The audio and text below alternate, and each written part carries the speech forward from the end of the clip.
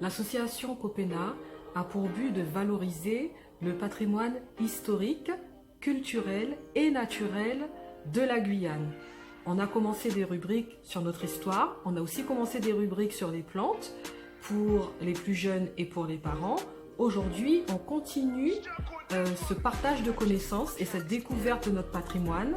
Et on a aujourd'hui invité une personne détentrice de savoir, Monsieur Jean-Xavier. Et nous allons aujourd'hui parler d'une plante très importante pour nous en Guyane, c'est le kouachi. Le kouachi, c'est une plante dont on va découvrir donc la botanique, l'histoire et les modalités d'utilisation de cette plante qui nous est très précieuse. Le kouachi est aussi appelé bois amer, Quassia du Suriname, quinine de Cayenne, mais attention, il ne faut pas confondre cette plante avec la quinquina dont est extrait la quinine.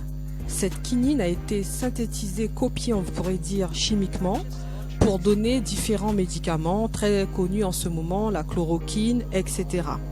Le nom scientifique de la quinine, c'est Cinchona officinalis. Cette plante est originaire d'Équateur et sa culture a été maîtrisée par les civilisations amérindiennes d'Amérique du Sud.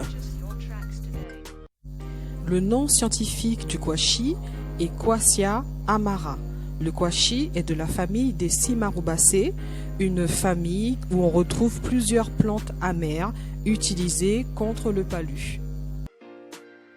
Alors en botanique, c'est très important d'apprendre à distinguer et à reconnaître les plantes de façon précise parce que parfois deux plantes peuvent se ressembler et n'ont pas du tout les mêmes propriétés.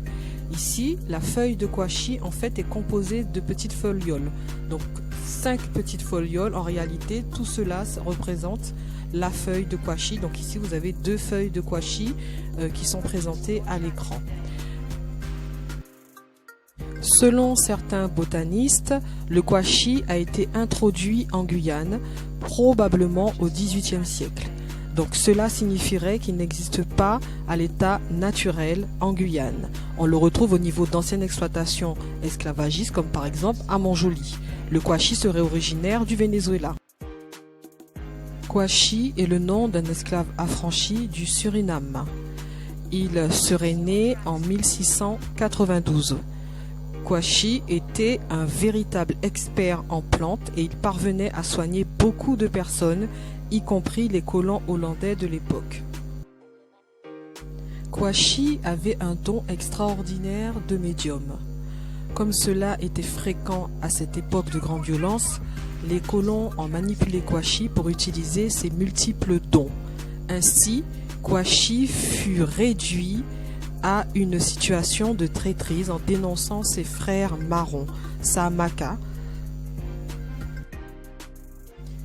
Kouachi rendant ainsi de grands services à la colonie, les colons lui accordèrent beaucoup de gratifications. Kouachi, véritable médecin de la colonie, a donc développé l'utilisation de cette plante contre le paludisme. Pour lui rendre hommage, cette plante portera son nom.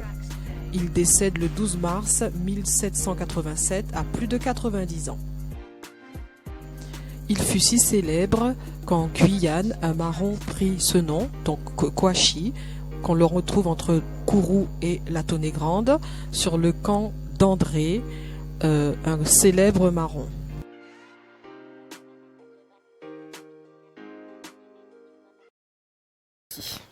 Alors ça c'est le kouachi et on va prendre une feuille ici, voilà, on va placer une feuille pour bien montrer aux gens que ça c'est une feuille et à partir de cette feuille on va pouvoir faire soit le bain, soit la tisane ou l'infusion. Donc prendre soin de regarder les feuilles rouges, hein, voilà. Le kouachi a toujours été utilisé contre les fièvres, en particulier le paludisme. Au Suriname, c'est le bois de kouachi qui est utilisé en macération par exemple ou encore dans des bita cups de kouachi faites en bois de kouachi. L'eau qui est versée est imprégnée et bue. Donc les Surinamais ne consomment pas les feuilles de kwashi. Les usages qui sont décrits sont le fruit de pratiques de communautés traditionnelles de Guyane et d'ailleurs. Alors même si des analyses scientifiques apportent des éléments très intéressants concernant le kwashi, vous devez consulter votre médecin, faire les analyses nécessaires et suivre le traitement qui vous sera prescrit par votre médecin. Il y a plusieurs techniques dans l'utilisation de nos plantes. Pour rappel, infusion, décoction, macération. L'infusion, c'est verser de l'eau chaude sur l'extrait de plante et laisser tremper. La décoction, c'est faire bouillir l'extrait de plante. La macération, c'est laisser l'extrait de plante tremper dans de l'alcool ou encore dans de l'huile ou encore dans de l'eau quelques heures ou encore plusieurs jours. Donc voilà, nous allons voir cette feuille que nous allons effectivement faire un thé. Et ce thé-là, on va le prendre sur 3 jours et à raison d'un jour sur 2. On peut le prendre le lundi, le mercredi et le vendredi.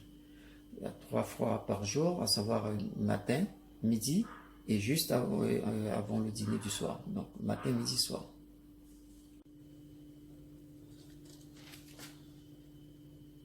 Vous voyez, alors là on a cette feuille de kwashi ici présent.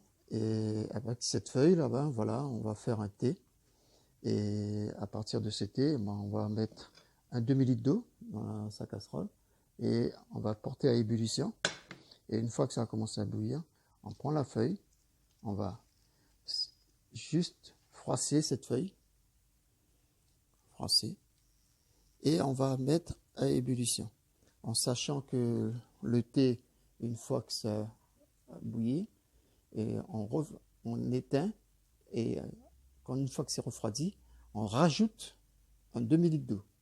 C'est pour permettre à l'organisme d'assimiler mieux toutes les particules et toute l'huile essentielle qui est dans cette plante à travers le thé. Et ne pas donner une dose trop importante, trop puissante à l'organisme. Donc voilà pour le thé. Et en sachant que ce thé-là, il est aussi déparasitaire. Donc, et antiseptique.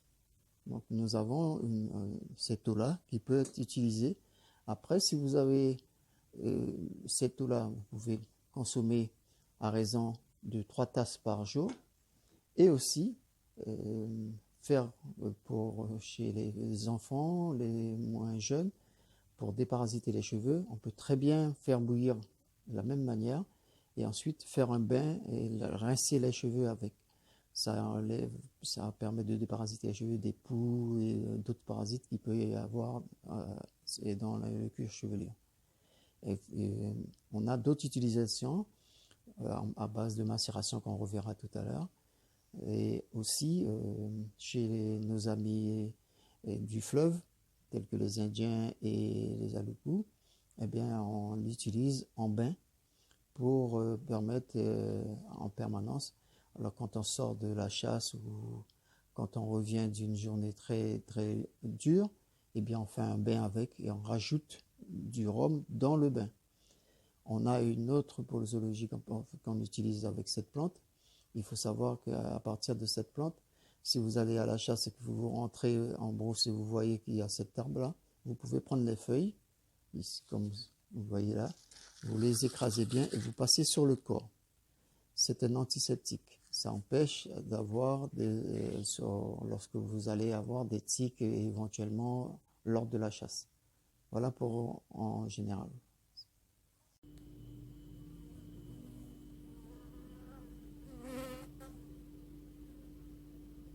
Voilà, pour la feuille de kwashi, je préconise souvent qu'on puisse cueillir la feuille la veille et faire la macération dans du rhum le lendemain.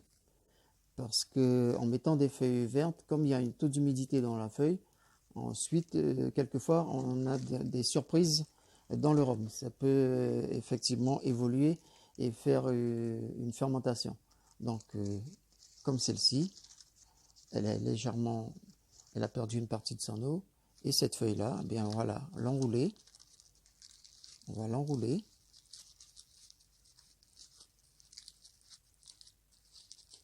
L'enrouler correctement. Et on va l'introduire dans la bouteille. Je vais l'introduire dans la bouteille de rhum. Alors, on a une possibilité d'en mettre 2 ou 3. Mais moi, je présume qu'avec une feuille et les gousses d'ail que j'ai ici, que je vais simplement faire éclater, l'écraser. Pareil.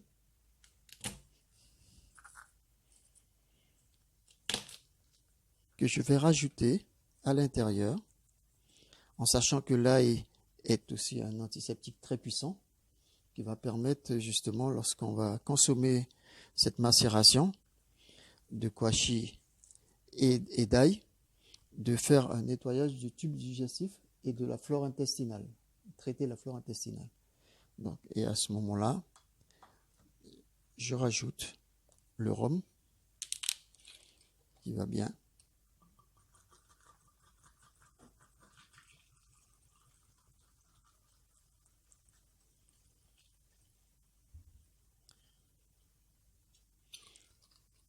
On va arriver. Voilà, on a rajouté le rhum. Et on peut éventuellement, à ce moment-là, mettre une deuxième feuille.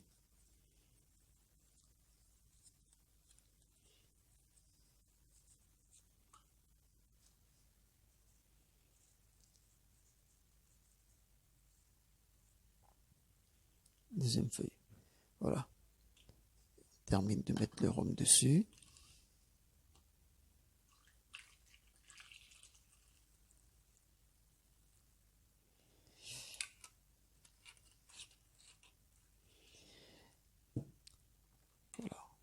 Et à ce moment-là, on va refermer la bouteille.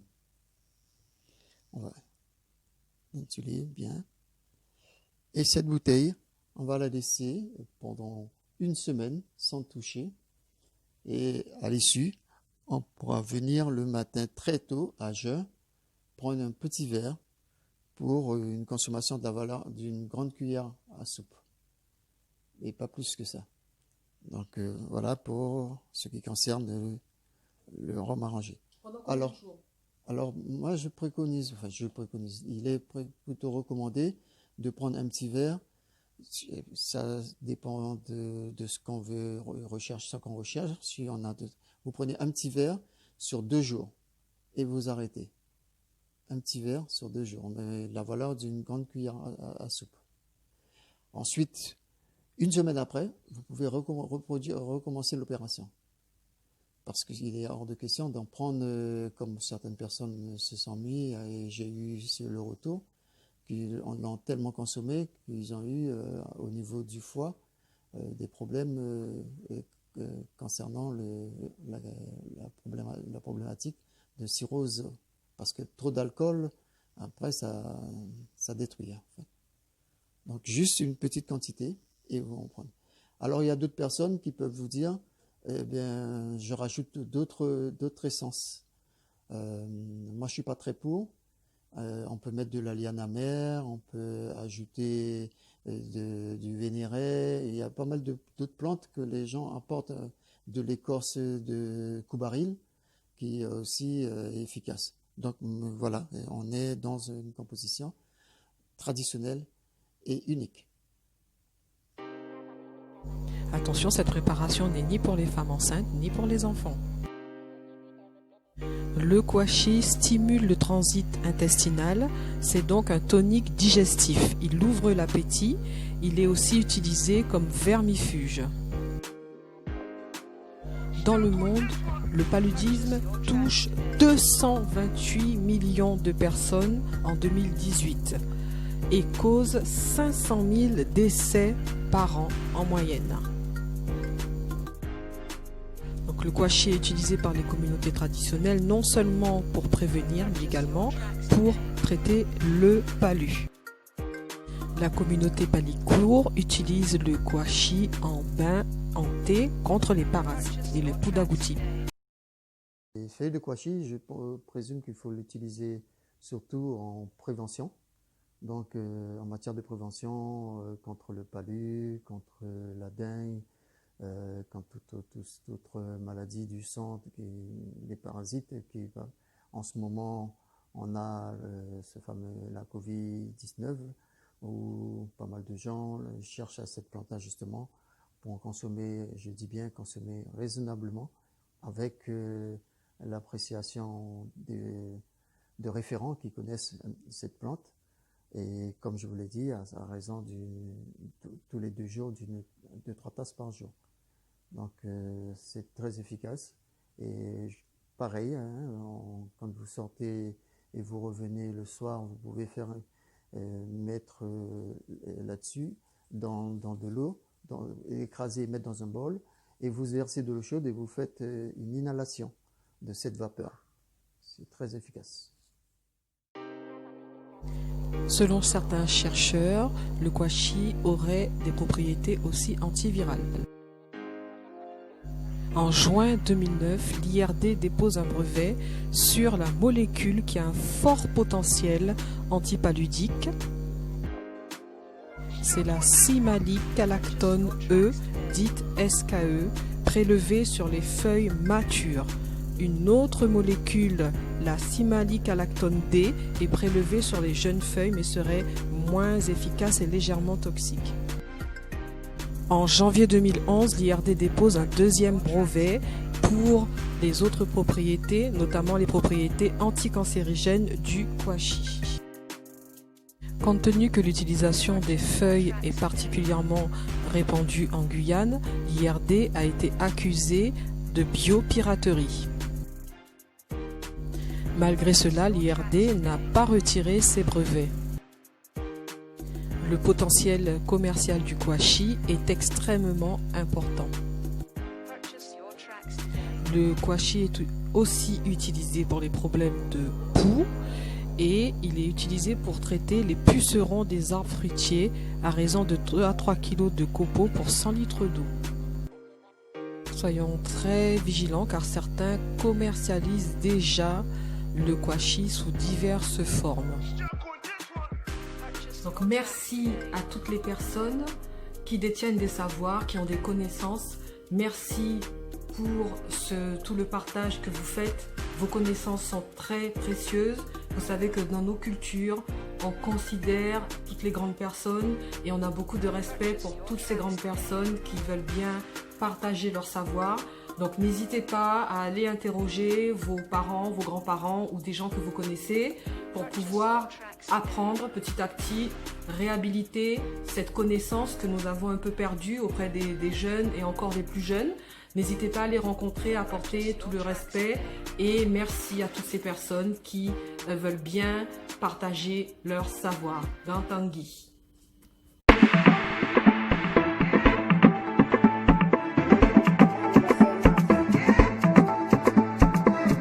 Hey.